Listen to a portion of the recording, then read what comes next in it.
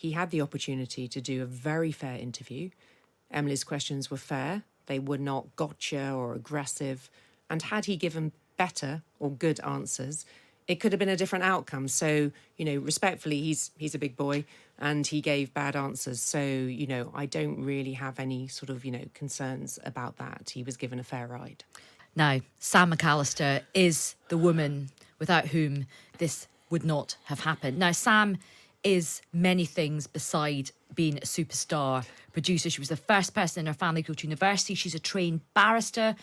She's a single mum, and she's also the master, or rather mistress, of persuasion. Now, after 12 years of producing content for Newsnight, she put all her experiences into a brilliant book called Scoop, Behind the Scenes of the BBC's Most Shocking Interview.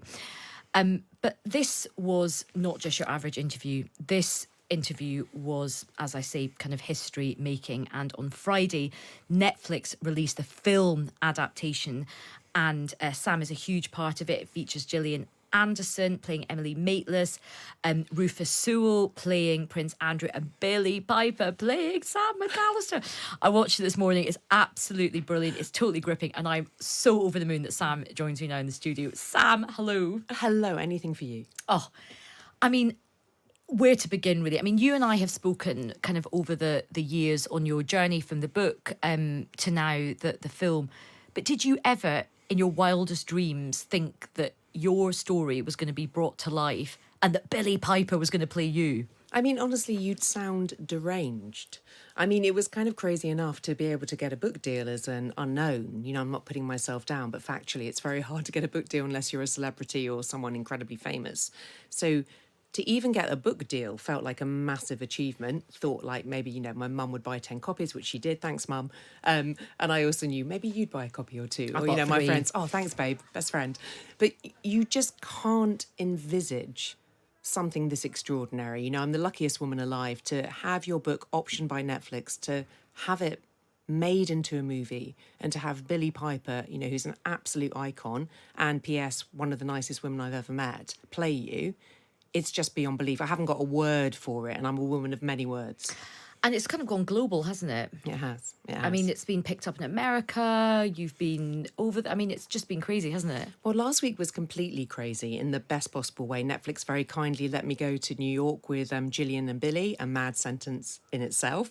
And on Tuesday, I was Gillian on... Billy. Gillian Billy. I have to be silly. That doesn't really work, does it? But I was on with Gayle King on CBS Mornings, where she called me a badass. It sounds much better with an American accent. But, it's pinch yourself. Yeah. I just am hugely grateful. It's been an incredible ride, and it's all down to Netflix and Voltage and Lighthouse, who produced this and, had faith in me, and the editor who took faith in me, and my agent Sarah Ballard, who took a punt on a complete unknown writing a book. And it's been an extraordinary sort of journey. And I have to say, I've said it before, I'll say it again, I've watched it, I was absolutely gripped by it. And it's #1 in Netflix today, isn't it? It's the top film on Netflix. Look, I've got to be honest, I was like up at 2 a.m. I saw it was #1, and then basically I couldn't sleep for hours, waiting until I could basically text a plethora of people to tell them the incredible news. So yeah, it's #1 in films in the UK for Netflix, and I mean, it's mind-blowing. It is mind-blowing. And it's really, really gripping. I've told so many, in fact, my mum is going to be watching it. She's like, I remember thanks, that Mum. Prince Andrew interview. But look, we're going to come back to Sam and just dig into sort of some of the stories about, how this all happened. You're listening to Weekend Drive on Times Radio with me, Ayesha Hazarika. Ayesha Hazarika on Times Radio. Welcome back. I'm here with Sam McAlister, who is was the Newsnight producer that helped bag that huge interview between Emily Maitlis and Prince Andrew. Now, we've talked about how brilliant it is that this has been made into this incredible film. But Sam, a couple of my listeners have messaged in, and they're not meaning to be rude, but I think they're just kind of going, I don't understand, why is this being made into a film? What's the big deal about this? Explain. Why is this so important? I totally understand, and I have a lot of understanding for that question. The truth is everyone thinks they've experienced this because they've seen the interview, but the interview is about 5% of our movie. The 95% is the story behind the scenes, because when people meet me, they say, how on earth did this interview happen? How on earth did you convince him to do it? And what Netflix has done is to give you the answers to those questions. So the behind the scenes people, the story of the negotiation, the peril, the anxiety, how it actually happened and how it came to be that he sat down in front of Emily Maitlis is effectively the narrative of our tale. So you get the joy of watching Gillian and Rufus Sewell as Andrew and Emily respectively, but you also get to answer that essential question, which of course is a question that only I can answer, given that I was starting this negotiation 13 months before the interview happened. And I think that's what was so fascinating for me. Of course, because we're journalists, we're really interested in the sort of the trade and the profession. But I think most people that watched that interview, the question everybody asked afterwards was, why on earth did he agree to do this? And what's so interesting is having watched the film, is you're incredibly persuasive, and you form a very close relationship with his sort of kind of private secretary, Amanda Thirst. But the film also kind of shines a light on what was their thinking as well from the other side. I mean, that's the beauty of working with something like Netflix, is obviously, they put so much effort and research into any project that they do. And so obviously there's, my book, my original source material, my experience, but lots of other people that were spoken to. And in a sense, we're putting together a jigsaw puzzle to give, the best kind of understanding of why certain things happened. And you're absolutely right. My relationship with Amanda Thirsk, who's played by Keely Hawes, who's exceptional. Brilliant. Private secretary to Prince Andrew. She was cool, calm, collected, clever, classy, lots of, really an impressive woman. But ultimately, and you know this too, when you're second in command or 22nd in command, as my case was, if something goes wrong, you're the person that's going to take the fall. So we understood the peril in the conversations that we were having. I'm a single mum, part-time, single income. She's working for someone that she believes in. And if something goes wrong, one of us is going to take the fall. And of course, in this particular circumstance, it was her.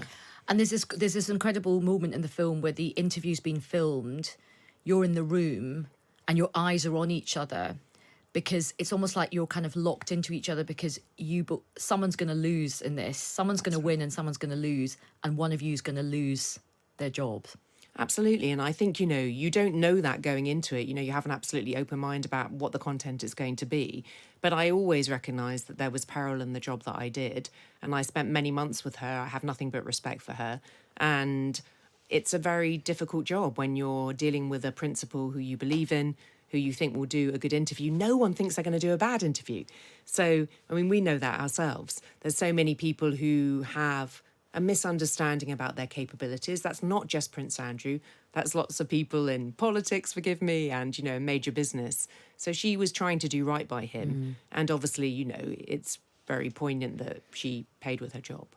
And look, one of the reasons why people, particularly in the journalism profession, love this film and they love your story is because behind the talent, such as people like myself, we have our kind of, name above the show, is an army of producers. And you were one of those producers who are real unsung heroes and heroines. And quite a lot of the story is just about the utter graft that you put in to get this interview across the line. Well, thank you. I think that's a great way of describing it. It's not mutually exclusive. We can appreciate the brilliance of the talent, on the microphone or behind the camera, whilst not kind of erasing the incredible job that so many journalists, your own team here, so many people do in trying to speak truth to power, in trying to bring content, in trying to inform the nation. These are kind of laudable aims. And what's really nice is that I just have relentless messages from producers around the world saying, thank you for shining a light on our work, because I think it's important, particularly in our age of truth and looking to find out how things really happen, to understand the machinations before you get to that incredible interview with a brilliant presenter. How did it happen is an important question to ask, and it's an important question to answer. And look, do you ever feel guilty? I'm not saying get the tiny violin out for Prince Andrew, but it felt like they were really naive going up against the might of you guys, your collective intellectual power compared to, Prince Andrew's. It felt like it was like a lamb to the slaughter. Did you ever feel any sort of sympathy for him and his team afterwards, or were you like, that's just business. That's what these interviews are like. Well, I would differentiate between him and his team and say, for example, his daughter. And I felt empathy for Amanda, who's a great human being, and Princess Beatrice, who came to the final negotiation, because neither of them have done anything wrong or been accused of anything. And obviously he vigorously denies it. But respectfully, he had the opportunity to do a very fair interview. Emily's questions were fair. They were not gotcha or aggressive. And had he given better or good answers, it could have been a different outcome. So, respectfully, he's a big boy and he gave bad answers. So, I don't really have any sort of, concerns about that. He was given a fair ride. Did you actually say Randy Andy to him? You know me. You know the answer. I did say Randy Andy to him. That's probably the thing that got it over the line. Look, the other thing which is really interesting is the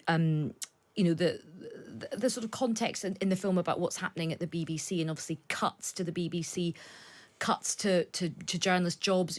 Newsnight's actually kind of going through a big change at the moment. A lot of people are quite upset that it's almost been kind of watered down a bit. How do you feel about that, having been such a big part of Newsnight's history? Oh, look, I think it's devastating.